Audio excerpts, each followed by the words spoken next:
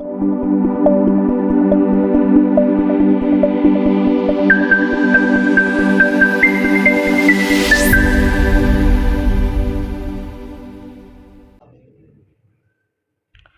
تعالیٰ کے فضل و کرم سے مرزا انجینئر کے بدنام زمانہ پمفلٹ ریسرچ پیپر 5B کا واقعہ کربلا کا حقیقی پس منظر، اس کے ہم یعنی کہ حقیقت کو پڑھ سمجھ رہے تھے، اس حوالے سے آج کی اس ریکارڈنگ میں پہلے ایک نقطے کی طرف میں توجہ دلاؤں۔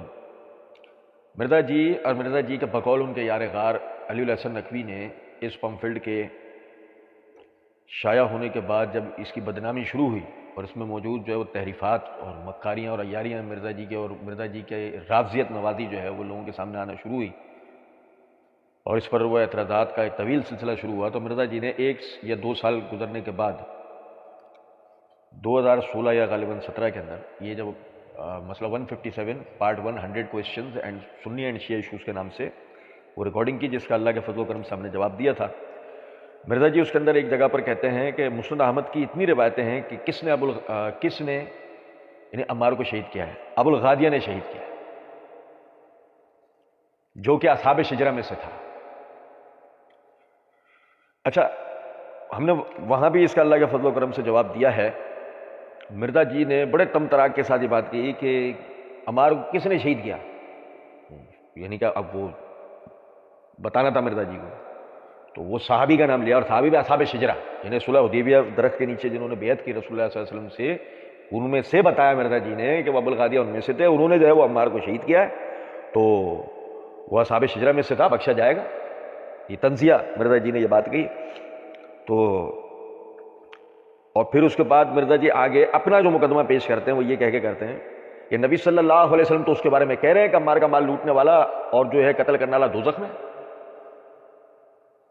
صحیح؟ اچھا دیکھیں، پھر ساتھ ہی مرزا جی نے آخر میں یہ بھی بات کہی ہے، بھئی میں نے کہا دفاع ہم بھی رضی اللہ تعالیٰ عنہ کہتے ہیں، غلطی اپنی جگہ، حدیث کے مطابق وہ دوزخی بھی ہے اور ہم اس کو رضی اللہ تعالیٰ عنہ کہتے ہیں۔ مرزا جی کے اندر کی جو یہ منافقت ہے نا، وہ اتنی بھیانک ہے کہ جس کی کوئی حد نہیں۔ ایک طرف معاویہ رضی اللہ تعالیٰ عنہ کے لیے یہ کہنا کہ میں تو اس کے اعمال دیکھتا ہوں تو مجھے اس پہ ترس آتا کہ بس اللہ ہی اس کو دیکھے، ہم تو کچھ کہہ نہیں سکتے۔ پھر دوسری طرف وہی مرزا کہتا ہے کہ رسول اللہ صلی اللہ علیہ وسلم سے معاویہ رضی اللہ تعالیٰ عنہ کو جنت کی بشارت بھی حاصل ہے۔ بہرحال ہم نے کئی مواقع پہ ان باتوں کی طرف توجہ دلائی ہے، میرا صرف بتانے کا مقصد یہ تھا کہ مرزا جی نے یہ بات دوہرا کے کہی ہے کہ عمار رضی اللہ تعالیٰ عنہ کو شہید کرنے والے اصحاب شجرہ میں سے، یعنی صلح حدیبیہ میں جو صحابہ شریک تھے رسول اللہ صلی اللہ علیہ وسلم کے ساتھ، ان میں سے ایک فرد ابو الغادیہ رضی اللہ تعالیٰ عنہ تھا۔ اچھا، ہم نے ریسرچ پیپر 5B کا جو جواب تسلسل سے چل رہا ہے، صفحہ نمبر 9 شروع ہو گیا، نمبر 18 کے تحت جو روایت تھی وہ یہی ابو الغادیہ رضی اللہ تعالیٰ عنہ والی تھی۔ پچھلے ریکارڈنگ کے اندر ہم نے پچھلی سے پچھلی ریکارڈنگ میں ہم نے اس کا پورا تفصیلی جواب پڑھا اس کا۔ اچھا، اب مرزا جی آگے کہتے ہیں کہ مسند احمد اور مستدرک للحاکم کی حدیث میں ہے کہ انہی حضرت عمار بن عاص رضی اللہ عنہ کو جب سیدنا عمار بن یاسر کے قتل کی خبر دی گئی تو انہوں نے فرمایا کہ میں نے خود رسول اللہ صلی اللہ علیہ وسلم کو یہ فرماتے ہوئے سنا تھا کہ ان بریکٹ میں سیدنا عمار رضی اللہ عنہ کا قاتل اور ان کا سامان بریکٹ میں مال غنیمت کے طور پر لوٹنے والا جہنم میں جائے گا۔ کسی نے پوچھا کہ خود آپ رضی اللہ تعالیٰ عنہ بھی تو ان بریکٹ میں سیدنا عمار بن یاسر رضی اللہ عنہ سے لڑنے والے گروہ میں شامل تھے؟ تو حضرت عمر بن عاص نے بریکٹ میں لکھتے ہیں اس واضح غلطی کی تعویل کرتے ہوئے کہا رسول اللہ صلی اللہ علیہ وسلم نے تو صرف قاتل اور سامان لوٹنے والے بریکٹ میں لکھا ہے کے لیے جہنم رسید ہونے کا ذکر کیا تھا۔ اب سمجھے ذرا اس بات۔ اب ہم جا رہے ہیں چوتھے سٹیج کی طرف۔ مرزا جی کا اس روایت کو نقل کرنے کے بعد سے اب جیسے پہلے مرزا جی نے عائشہ رضی اللہ تعالی عنہا کی توہین کی، پھر مرزا جی نے عثمان رضی اللہ تعالیٰ عنہ کی توہین شروع کی، پھر معاویہ رضی اللہ عنہ کی توہین شروع کی، اب عمر بن عاص رضی اللہ عنہ کی توہین یہاں سے اس روایت سے شروع ہو جاتی ہے۔ اچھا، اب ذرا دیکھیے گا، میں نے جو پہلا تمہیدی نقطہ آپ کو بتایا نا، جب مرزا جی دوہرا کر کہتے ہیں کہ ابو الغادیہ نے شہید کیا۔ اچھا، پھر مسند احمد کی مرزا جی نے جو یہ روایت درج کی ہے کہ قاتل عمار و صالبہ فی النار، کہ عمار کو قتل کرنے والا اور اس کا سامان لوٹنے والا جہنم میں جائیں گے، اس کے لیے مرزا جی نے اس روایت کے لیے 17,931 اور 17,929 کا حوالہ دے رکھا ہے. یہ میرے ہاتھ میں مسند احمد ہے، اس کی جلد نمبر 7 کا صفحہ نمبر 337 ہے، حدیث نمبر 17,929 ہے. مطلب آپ حیران رہ جائیں گے، مرزا جی نے انتہائی عیاری اور مکاری کرتے ہوئے، چونکہ وہ بار بار کہہ دیا ہے کہ شہید کرنے والے ابوالغادیاں ہیں. اچھا، اب مسئلہ یہ ہے کہ وہ جو شہید کرنے والے ہیں، وہ جو باغی گروہ ہے، اس کو جہنم میں تو پہنچانا ہے، اور خاص طور پر صحابی ہو اگر تو نعوذ باللہ. اب مرزا جی نے حدیث نمبر 17,929 نقل کی ہے. میں آپ کو بتاؤں کہ ترجمے میں مرزا جی نے یہ لکھا، اور انہی حضرت عمار کو جب عمر بن عاص کو جب سیدنا عمار بن یاسر کے قتل کی خبر دی گئی، خبر دینے والے کا نام بتا رہے ہیں مرزا جی. دیکھیں ابھی آپ حیران رہ جائیں گے. دیکھیے گا ذرا بات، میں عربی عبارت پڑھوں گا پھر ترجمہ کروں گا. حدثنا عفان قال حدثنا حماد بن سلمہ قال اخبرنا ابو حفص وکلثوم بن جبر عن ابی غادیہ قال قتل عمار بن یاسر فاخبر عمر بن العاص. ابو الغادیہ رضی اللہ تعالیٰ عنہ کہتے ہیں کہ جب عمار شہید ہو گئے تو خبر دی عمر بن عاص کو اس کی. یہ کون خبر دینے والوں میں کون تھے؟ کس کے سامنے خبر؟ چلو خبر دینے والوں میں نہیں ہو، کس کے سامنے خبر دی جا رہی ہے؟ کچھ سمجھو بات کیوں نہیں؟ ابو الغادیہ کے سامنے عمار بن یاسر رضی اللہ تعالیٰ عنہ کی شہادت کی خبر آئی ہے. انہوں نے قتل نہیں کیا. یار جو مرزا جی نے روایت درج کی اس سے ہی ثابت ہوتا ہے. سمجھے بات کیوں نہیں؟ مرزا جی چونکہ بار بار کہہ چکے ہیں کہ ابو الغادیہ نے شہید کیا، اگر یہاں نام ذکر کر دیتے تو یہ بھانڈا بیچ چوراہے پہ پھوٹ جاتا کہ ابو الغادیہ تو اس کو روایت کرنے والے ہیں کہ قاتل عمار و صالبہ فی النار، کہ عمار کو شہید کرنے والا اس کا مال لوٹنے والا جہنم میں. تو اسی لیے مرزا جی نے ابو الغادیہ کا نام چھپا لیا. اندازہ کریں آپ مرزا جی کی مکاری کا. اچھا، پھر مرزا جی نے جو بریکٹ دیے ذرا دیکھیں. مرزا جی کہتے ہیں کہ کسی نے پوچھا عمر بن عاص رضی اللہ عنہ سے کہ خود آپ بھی تو ان سے لڑنے والے گروہ میں شامل تھے. نہیں سمجھے؟ اب عربی عبارت یہاں روایت میں کیا، فقیل لعمر فانک هو ذا تقاتلوه، تو کیا آپ ان سے لڑنے والوں میں نہیں تھے؟ آپ ان سے لڑنے والوں میں نہیں تھے. اب دیکھیں، وہ کہتے ہیں کہ عمر بن عاص نے بھی اس واضح غلطی کی تعویل کرتے ہوئے کہا کہ رسول اللہ صلی اللہ علیہ وسلم نے تو صرف قاتل اور سامان لوٹنے والے کے لیے یہ جہنم کی بشارت دی ہے. انما قال قاتلوہ وصالبوہ. اب دیکھیں یہ اتنا واضح نقطہ ہے کہ اس کے بعد مرزا جی سے ہم یہ کہیں گے کہ مرزا جی آپ حکم لگائیں، عمار کو شہید کرنے والا جہنمی ہے، اس کے ساتھ تعاون کرنے والا جہنمی ہے. حدیث ہے نا، قاتل عمار وصالبوہ. اور آپ خود یہ بات کہہ رہے ہیں کہ اس واضح غلطی کی انہوں نے تعویل کی ہے. حقیقتاً یہ کام تو ان لوگوں نے کیا. اب آپ اس پہ حکم لگانا چاہیے نا. کیا کہنا چاہیے کہ عمر بن عاص و معاویہ و دیگر اہل شام جنہوں نے عمار سے قتال کیا ہے، جو کہ اصل میں باز گروہ ہے بقول مرزا جی کے، وہ سب جہنمی ہیں. ایسا کہنا چاہیے نا؟ نعوذ باللہ. کہہ رہے ہیں نہیں؟ کہیں ہمیں تو کوئی ٹینشن نہیں، کہو. لیکن جب ایسا کہیں گے، جیسے ہی کہیں گے، تب ہم سوال پوچھیں گے کہ وہ جو بشارتیں ان سب حضرات کے نام لے کے علیحدہ علیحدہ جو رسول اللہ صلی اللہ علیہ وسلم نے دے رکھی ہیں، ان کا کیا کرنا ہے؟ وہ صحیح ہے یا یہ صحیح ہے؟ یہ حل کرو، اب فیصلہ کرو کہاں پہنچوانا ہے. وہ بشارتیں جو ان تمام صحابہ کے نام لے کے رسول اللہ صلی اللہ علیہ وسلم نے دے رکھی ہیں، وہ اس کے نتیجے میں جنت میں گئے یا جہنم میں؟ نعوذ باللہ. اچھا، اب ایک اس سے زیادہ مشکل راؤنڈ مرزا جی کے اور مرزا جی کے مقلدین کے لیے کیا ہے؟ ریسرچ پیپر 5A رافضیت، نازبیت اور یزیدیت کا تحقیقی جائزہ، اس کے اندر مرزا جی نے صفحہ نمبر 3 پہ لکھا ہے کہ افسوس عمار کو ایک بریکٹ میں اجتہادی طور پر باغی گروہ قتل کرے گا. عمار کو جو قتل کرے گا وہ اجتہادی طور پر کرے گا. پھر خود ہی مرزا جی نے کسی اور سے نہیں، سیدنا عمر بن عاص رضی اللہ تعالیٰ عنہ کی صحیح بخاری والی روایت درج کی ہے کہ رسول اللہ صلی اللہ علیہ وسلم نے فرمایا جب کوئی حاکم اپنے اجتہاد سے فیصلہ کرے اور صحیح فیصلہ کرے پر پہنچ جائے تو اسے 2 گنا اجر ملتا ہے، اور اگر وہ اجتہادی خطا کر بیٹھے تو بھی اچھی نیت پر اس کے لیے 1 اجر.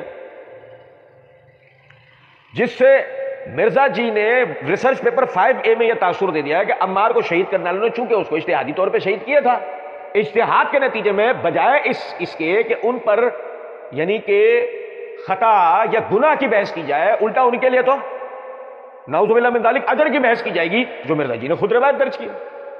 اب مشکل راؤنڈ یہ ہو گیا کہ مرزا جی نے تو الٹا پہلے یہ کہہ رکھا ہے کہ عمار کو شہید کرنے والوں کو تو اجر ملے گا. اب مرزا جی یہاں یہ کہہ رہے ہیں کہ عمار کا مال لوٹنے والے، عمار کو قتل کرنے والے اور اس کا مال لوٹنے والے جہنمی ہیں. تب پوچھا جائے مرزا جی جہنمی ہے یا مستحق اجر ہے؟ اور نہیں سمجھے، یہ دوسرا مرحلہ. اچھا پھر اب ایک اور بات سنیں.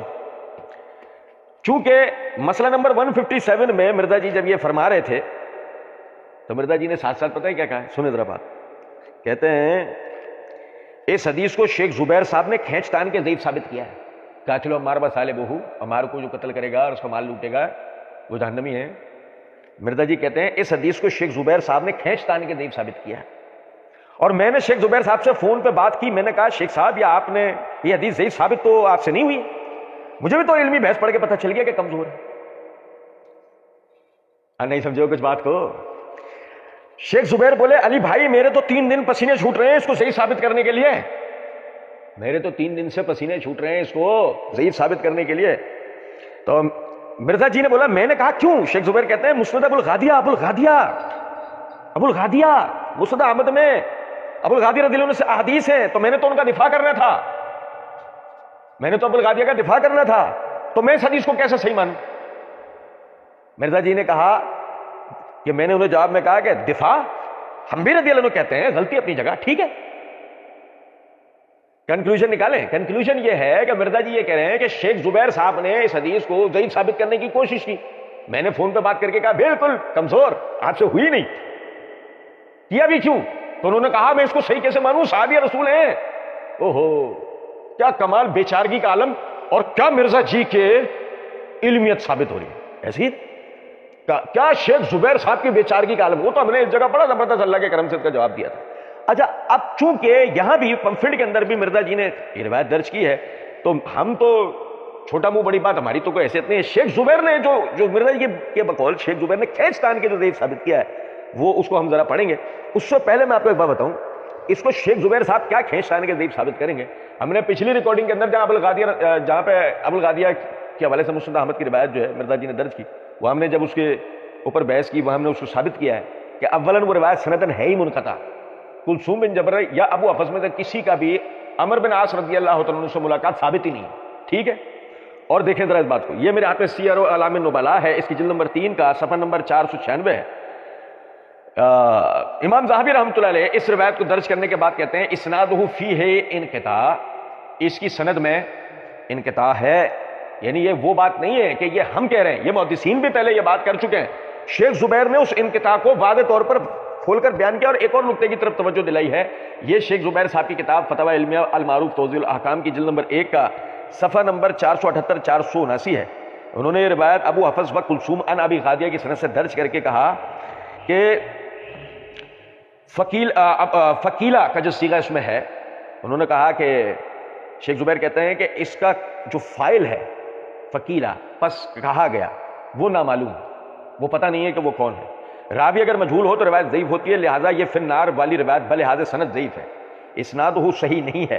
یہ البانی صاحب کو جواب دیتے ہوئے کہہ رہے ہیں. دوسرے ہے کہ ابو الغادیہ رضی اللہ تعالیٰ عنہ سے روایت 2 راوی بیان کر رہے ہیں، ابو حفص جو کہ مجہول ہے، کلثوم بن جبر جو کہ ثقہ ہے. حماد بن سلمہ رحمۃ اللہ علیہ نے یہ وضاحت نہیں فرمائی کہ انہوں نے کس راوی کے الفاظ بیان کیے ہیں، ابو حفص مجہول کے یا کلثوم بن جبر ثقہ کے. اور اس بات کی بھی کوئی صراحت نہیں ہے کہ یہ دونوں ہی راوی یہ الفاظ من و ان روایت کرتے ہیں، اس میں بھی اختلاف. اچھا اب میں آپ کو بتاؤں، شیخ زبیر نے جو بات کی کہ ابو حفص و کلثوم بن جبر دونوں جب اس کو روایت کرتے ہیں تو ابو حفص تو مجہول ہے، اس کی تو توثیق بھی ثابت نہیں. کلثوم بن جبر ثقہ ہے، لیکن جیسے کہ میں نے عرض کیا کہ عمر بن عاص رضی اللہ عنہ سے ان کی ملاقات ثابت نہیں ہے. قضیہ حل جب ہو سکتا ہے کہ جب ابو الغادیہ کا واسطہ بیچ میں رکھا جائے. ابو الغادیہ کا نام لے دیں تو بھانڈا بیچ چوراہے پہ پھوٹے گا کہ آپ تو کہ ابو الغادیہ نے شہید کیا، اور آپ کہہ رہے ہو کہ ابو الغادیہ اس کو روایت کر رہے ہیں قاتل عمار بصالبہ. یہ کون سی بات کی آپ نے؟ کچھ بھی بولو، جانے من کچھ بھی بولیں گی، آخر کار ہم سے راضی ہوں گی. اور یہ دیکھیں، یہ میرے ہاتھ میں مستدرک حاکم ہے، اس کی جلد نمبر 4 کا صفحہ نمبر 723 سے حدیث نمبر 5658 ہے. ربیہ بن کلثوم اپنے والد کلثوم بن جبر سے روایت کرتے ہیں کہ میں باسط القصب میں عبد العال بن عامر کے گھر تھا. اجازت لینے والے نے کہا ابو الغادیہ جوہنی رضی اللہ تعالیٰ عنہ اندر آنے کی اجازت مانگ رہے ہیں. عبد العال نے کہا ان کو اندر آنے کی اجازت دے دو. وہ اندر آئے. اس وقت انہوں نے تنگ کپڑے پہنے ہوئے تھے. وہ انتہائی دراز قد آدمی تھے. وہ اس امت کے فرد ہی نہیں لگ رہے تھے. جب اندر آ کر بیٹھ گئے تو کہنے لگے کہ ہم عمار بن یاسر کو سب سے معتبر اور نیک آدمی جانتے ہیں. ابو الغادیہ رضی اللہ عنہ عمار بن یاسر رضی اللہ عنہ کے لیے کیا کہہ رہے ہیں کہ ہم عمار بن یاسر کو سب سے معتبر اور نیک آدمی جانتے ہیں.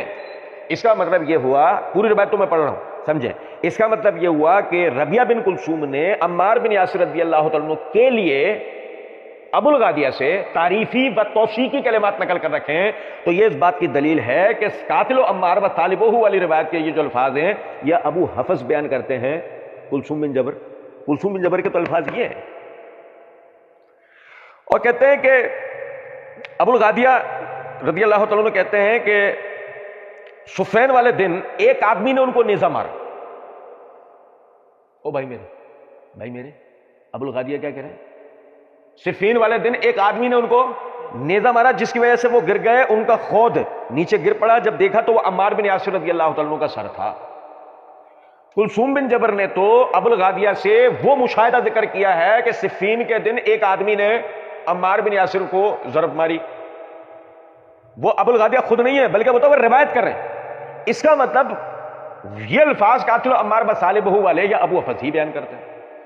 اور آخر میں عرض کروں کہ ہم تو اس کے بعد بھی ساتھ کھڑے ہیں.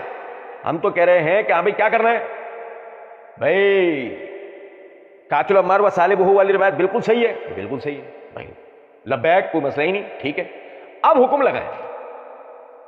جنہیں آپ قاتلین عمار سمجھ رہے ہیں ان پر اب آپ حکم لگائیں. منافقت چھوڑیں, تقیے کی چادر اتاریں اور سیدھا سیدھا حکم لگائیں وہ لوگ جہنمی ہیں یا نہیں. سیدھا بولیں. یہ رضی اللہ تعالیٰ عنہ والی منافقت یہ مت کریں. وہ جو بھی ہیں ان کا نام لے کے آپ انہیں جہنمی کہیں. وہ ابو الغادیہ. اب ایک تو سب سے بڑی بات یہ نا کہ میں نے پہلے بھی عرض کیا کہ خدا نہ خواستہ اصحاب رسول میں سے کسی کا نام لے دیا تو لوہے کے چنے چبانے پڑ جائیں گے, زندگی خود پر عذاب بن کے رہ جائے گی. ثابت ہوگا اللہ کا بڑا کرم. اور دیکھیں ذرا, چونکہ عمر بن عاص رضی اللہ تعالیٰ عنہ کے حوالے سے, یعنی کہ مطلب ابو الغادیہ رضی اللہ تعالیٰ عنہ کے حوالے سے مرزا جی نے یہ نقل بھی کر دیا اور ساتھ میں جہنم کی بشارت بھی دے دی. تو اب ایک مرزا جی کے لیے اور ایک آخری, نہیں سمجھے, وہاں پہ دیکھو پرام میں کہتے ہیں لائف لائن دوں, کہتے ہیں نا, ہم مرزا جی کے لیے اور ٹف لائن دیتے ہیں. وہ ہماری بھی تو عادت ہے. صفحہ نمبر 10 پر مرزا جی نے روایت مسند احمد کے حوالے سے نقل کی ہے جو انشاءاللہ جب آئے گا اس کا وقت ہم پڑھیں گے. حنظلہ بن خویلد تابعی رحمہ اللہ کا بیان ہے کہ میں حضرت معاویہ بن ابی سفیان کے پاس تھا کہ اچانک وہاں دو آدمی سیدنا عمار بن یاسر کے کٹے ہوئے سر کو لے کر جھگڑتے ہوئے آئے. ان میں سے ہر ایک کا یہی دعویٰ تھا کہ اس نے انہیں قتل کیا ہے. تو قاتل عمار بصالبہ والی روایت صحیح ہے؟ اگر صحیح ہے تو اس میں تو آپ نے ابو الغادیہ کو ڈالا ہے, اور ادھر مسند احمد والی روایت سے پتہ لگ رہا ہے وہ دو آدمی نے قتل کیا تھا. اب بتاؤ اب قضیہ کیسے حل کریں؟ آیا یہ ابو الغادیہ تھے یا دو آدمی تھے؟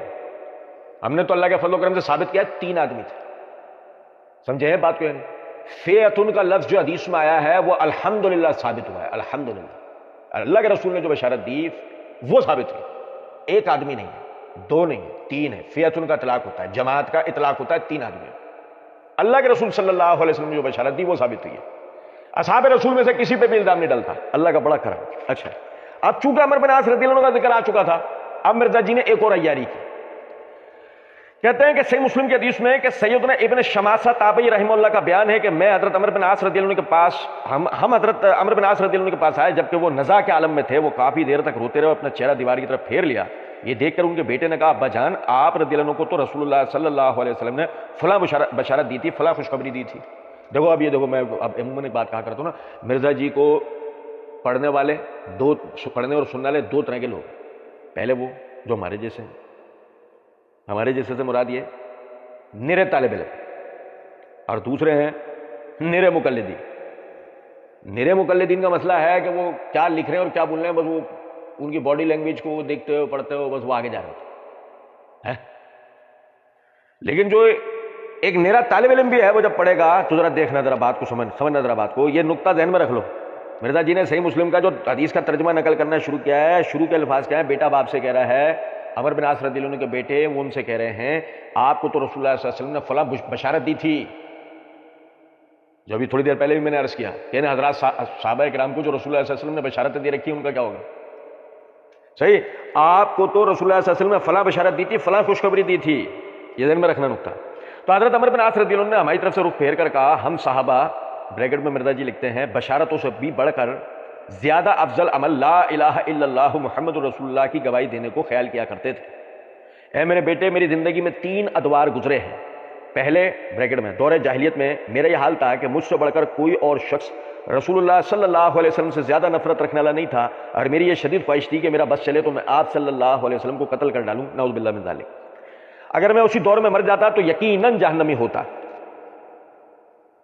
پھر بریکٹ میں لکھتے ہیں میری زندگی کا دوسرا دور اس وقت آیا جب اللہ تعالیٰ نے میرے دل میں اسلام کی محبت کو ڈال دیا، تو میں نے رسول اللہ صلی اللہ علیہ وسلم کی خدمت میں حاضر ہوا اور عرض کیا کہ آپ صلی اللہ علیہ وسلم اپنا ہاتھ مبارک آگے بڑھائیے، میں بیعت کرنا چاہتا ہوں۔ تو آپ صلی اللہ علیہ وسلم نے اپنا دایاں ہاتھ مبارک آگے دراز فرمایا، تو میں نے اپنا ہاتھ پیچھے کھینچ لیا۔ آپ صلی اللہ علیہ وسلم نے فرمایا اے عمر یہ کیا حرکت ہے؟ تو میں نے عرض کیا کہ میں، بریکٹ میں لکھتے ہیں، قبول اسلام سے پہلے شرط عائد کرنا چاہتا ہوں۔ آپ صلی اللہ علیہ وسلم نے فرمایا کیا شرط؟ میں نے عرض کیا کہ مجھے، بریکٹ میں لکھتے ہیں، اپنے گزشتہ گناہوں کی معافی چاہیے۔ تو آپ صلی اللہ علیہ وسلم نے فرمایا کیا تجھے علم نہیں کہ اسلام لانے سے پچھلے تمام گناہ مٹ جاتے ہیں اور حج کرنے سے بھی پچھلے تمام گناہ مٹ جاتے ہیں؟ بریکٹ میں لکھتے ہیں پھر میں نے اسلام قبول کر لیا تو اس کے بعد تو آپ صلی اللہ علیہ وسلم سے بڑھ کر مجھے کوئی اور محبوب نہ رہا، اور نہ ہی میری نگاہوں میں کوئی اور آپ صلی اللہ علیہ وسلم سے زیادہ معزز رہا۔ میں آپ صلی اللہ علیہ وسلم کی تعظیم کے باعث کبھی بھی آپ صلی اللہ علیہ وسلم کو آنکھ بھر کے نہ دیکھ سکا، اور بریکٹ میں لکھتے ہیں میری حالت یہاں تک ہوئی کہ اگر کوئی مجھ سے آپ صلی اللہ علیہ وسلم کا حلیہ مبارک بیان کرنے کو کہے تو میں بیان نہ کر سکوں گا، کیونکہ میں نے آپ صلی اللہ علیہ وسلم کو کبھی نظر بھر کے دیکھا ہی نہیں۔ اس دوسرے دور میں اگر مجھے موت آ جاتی تو امید تھی کہ میں اہل جنت میں سے ہوتا۔ پھر میری زندگی کا تیسرا دور اس وقت آیا جب آپ صلی اللہ علیہ وسلم کے بعد ہمیں کئی ایسے معاملات، اب بریکٹ میں لکھتے ہیں حکمرانی سے متعلق، درپیش ہوئے کہ اب مجھے علم نہیں کہ میں ان میں کیسا رہا ہوں، یعنی بریکٹ میں لکھتے ہیں برحق یا ناحق۔ اب جب کہ میں مر جاؤں تو بریکٹ میں لکھتے ہیں رسم کے طور پہ میرے جنازے کے ساتھ کوئی نوحہ کرنے والی یا آگ اٹھانے والی نہ جائے۔ پھر جب تم مجھے دفن کر چکو تو میری قبر پہ، بریکٹ میں لکھتے ہیں، سنت کے مطابق پانی کا چھڑکاؤ کرنا، اور میری قبر پر اتنی دیر ٹھہر جانا ہے کہ جتنا وقت ایک اونٹ ذبح کر کے اس کا گوشت بانٹنے میں لگتا ہے، تاکہ اپنی قبر پہ تمہاری موجودگی کے باعث گھبراہٹ سے محفوظ رہوں اور اپنے رب کریم کے بھیجے ہوئے فرشتوں سے ہم کلام ہو سکوں۔ بریکٹ میں لکھتا ہے یعنی قبر کے سوالات کے جوابات میں مجھے استقامت نصیب ہو سکے۔ صحیح؟ اچھا جی، یہ ہو گیا۔ اب ایک ذہن میں خیالات، ایک عام پڑھنے سننا، یہ کیا ہے اس روایت کو نقل کرنے کا مطلب کیا؟ وہ آگے 2 اور بھی روایتیں ہیں جس میں مزید مرزا جی تو تاثر کو اپنے مضبوط کر دیں گے، ہمیں وقت تو ملے گا نہیں اس کو پڑھنے کا، وہ انشاءاللہ ہم اگلی ریکارڈنگ کے اندر پڑھیں گے۔ فی الوقت یہ صحیح مسلم کی روایت، اور اس سے جو مرزا جی نتیجہ اخذ کر رہے ہیں میں اس کی طرف جو ہے نا وہ آپ بھائیوں کو توجہ دلاؤں گا۔ نتیجہ جو مرزا جی اخذ کرنا چاہ رہے ہیں کہ آیا عمر بن عاص رضی اللہ تعالیٰ عنہ اپنے انتقال کے وقت میں پریشان کیوں، اور اس پریشانی کو مرزا جی پچھتاوے سے تعبیر کرنا چاہ رہے ہیں کہ وہ تاثر یہ دینا چاہ رہے ہیں گویا کہ عمر بن عاص رضی اللہ تعالیٰ عنہ نے کچھ ایسا کیا ہے کہ جس سے وہ پچھتا رہے ہیں۔ تو بھائی میرے نہیں سمجھے؟ اب پہلے تو میں یہ عرض کروں کہ اگر یہ کلمات کہنے سے، یہ کلمات اس طرح کے کلمات کہنے سے کہ کاش میں اس دور میں انتقال کر چکا ہوتا، میں اہل جنت میں سے ہوتا، کاش اس طرح کے کلمات، یعنی اس طرح کے کلمات کہنے سے اگر آپ یہ تاثر دے رہے ہیں کہ وہ کوئی خدا نہ خواستہ حق پر نہیں تھے، وہ خود حق پر نہیں تھے، جبھی تو دیکھو نا وہ پشیمانی اور پریشانی ان کو ہو رہی، تو ہماری رپورٹ مت کٹوا لینا، ہماری رپورٹ مت کٹوا دینا۔ یہ مصنف ابن ابی شیبہ ہے، جلد نمبر 14 کا صفحہ نمبر 263 ہے، کتاب الجمل حدیث نمبر 38820 ہے۔ ابو صالح السمان رحمۃ اللہ علیہ کہتے ہیں کہ جمل والے دن علی رضی اللہ تعالیٰ عنہ نے کہا وَدِدْتُ إِنِّي كُنْتُ مِتُّ قَبْلَ هَذَا بِعَشْرِينَ سَنَ، کاش میں اس دن سے 20 سال پہلے انتقال کر چکا ہوتا۔ اب یہ کلمات کہنے کے نتیجے میں علی رضی اللہ تعالیٰ عنہ کے لیے کوئی بدبخت یہ کہہ سکتا ہے کہ خدا نہ خواستہ علی رضی اللہ تعالیٰ عنہ حق پر نہیں تھے جب یہ کلمات کہہ رہے؟ اور بھائی یہ اہل تقویٰ کا ہمیشہ سے قول رہا ہے کہ اہل تقویٰ کبھی بھی اپنے اعمال پر متکبر نہیں ہوئے، اہل تقوی کبھی بھی اپنے اعمال کو لے کر بے فکر نہیں ہوئے، کبھی بھی وہ اس چیز میں مطلب ایسا نہیں ہوا ہے کہ وہ اللہ کا خوف ان کے دل سے جاتا رہا ہو۔ دنیا سے جاتے جاتے بھی، دنیا میں رہتے ہوئے بھی، دنیا سے جاتے جاتے بھی انہیں اللہ کو منہ دکھانے کا خوف رہتا تھا، اللہ کے سامنے جواب دہی کا ڈر رہتا تھا۔ یہی وجہ ہے کہ اہل تقوی میں چاہے وہ صحابہ ہو، تابعین ہو، تبع تابعین ہو، ان سے اس قسم کے کلمات صادر ہوئے ہیں، انہوں نے اس طرح کے جملے بولے۔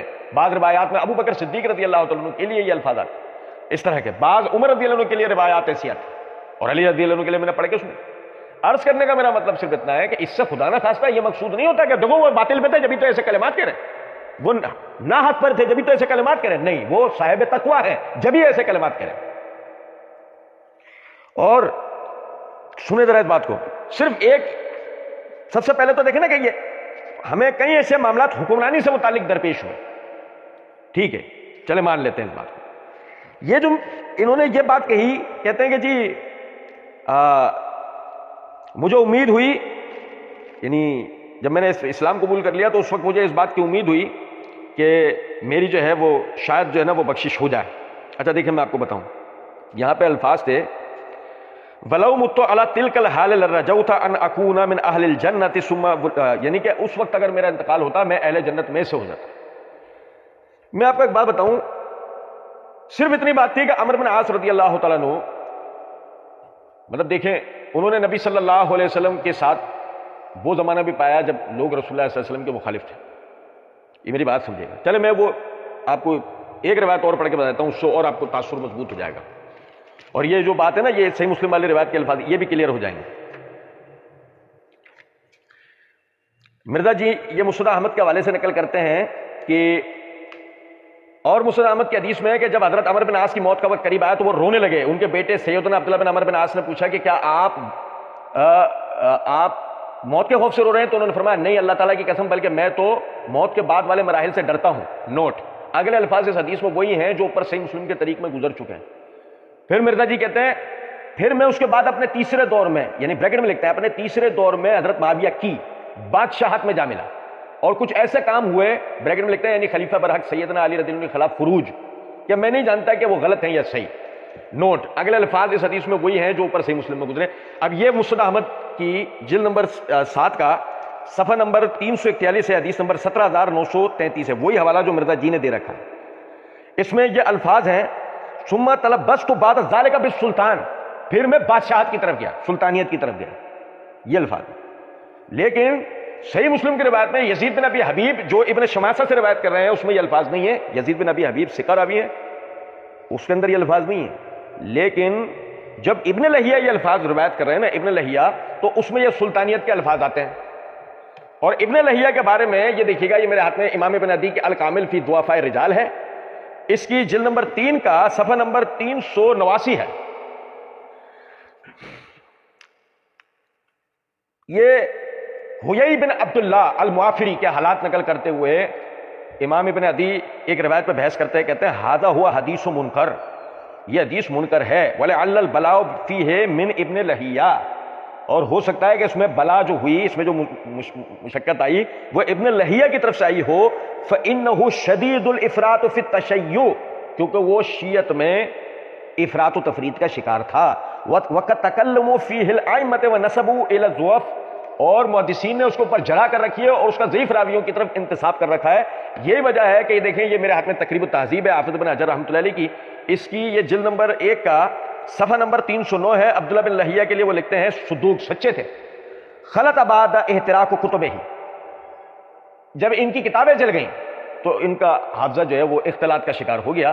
تو ایک تو وہ شیعت کی طرف مائل ہیں، دوسرا ان کا حافظہ متغیر ہے۔ یہی وجہ ہے کہ یزید بن ابی حبیب یہ الفاظ جب بیان کرتے ہیں تو اس میں کوئی سلطانیت وغیرہ کے الفاظ موجود نہیں ہے، اس میں سیدھی سیدھی بات ہے کہ انہوں نے جو ہے کہا کہ پھر ہم سے کچھ ایسے امور سرزد ہوئے، یعنی وہی دنیا داری کے حوالے سے بات۔ اچھا، یہاں جو مرزا جی نے کہا سارے الفاظ وہی ہیں جو صحیح مسلم ہے، نہیں، سارے الفاظ وہ نہیں ہے جو صحیح مسلم ہے۔ یہاں ایک جملہ اور بھی تھا، اور وہ جملہ یہ تھا کہ جو مرزا جی نے یہاں ترجمے میں صحیح مسلم کے تو لکھ دیا میں نے رسول اللہ صلی اللہ علیہ وسلم کا زمانہ پایا، مجھے امید ہے کہ میں اس وقت اہل جنت میں سے ہوتا، جبکہ یہاں یہ الفاظ ہیں مسند احمد کی روایت کے اندر، قال الناس حنیا لعمر اسلم وکان علی خیر فمات فرجی له الجنۃ۔ سنو ذرا بات، میں نے رسول اللہ صلی اللہ علیہ وسلم کو پایا، میں نے اسلام قبول کیا، وہ جو وقت تھا لوگ کہتے ہیں ہنیئن لعمر، خوشخبری ہو عمر کے لیے، اسلم وکان علی خیر، اسلام لایا اور بھلائی پر تھا، اسلام لایا اور بھلائی پر تھا، فماتا مر گیا، فرجی لہ الجنہ اور جنت میں داخل ہوگا۔ اب سمجھو کچھ بات کو یا نہیں؟ اب اگر مرزا جی یہ الفاظ نقل کر دیتے تو صاف تاثر آتا کہ اس دور کے اندر اہل اسلام جو زندہ تھے، صحابہ تابعین، وہ تو عمر بن عاص رضی اللہ عنہ کو اہل جنت میں سے سمجھتے تھے۔ اب سمجھ رہے بات کو یا نہیں؟ اسی لیے مرزا جی نے جان بوجھ کر وہ الفاظ چھپا لیے کہ یہ میں نے ذکر کیا، میری عمارت دھڑام سے زمین بوس ہو جائے گی۔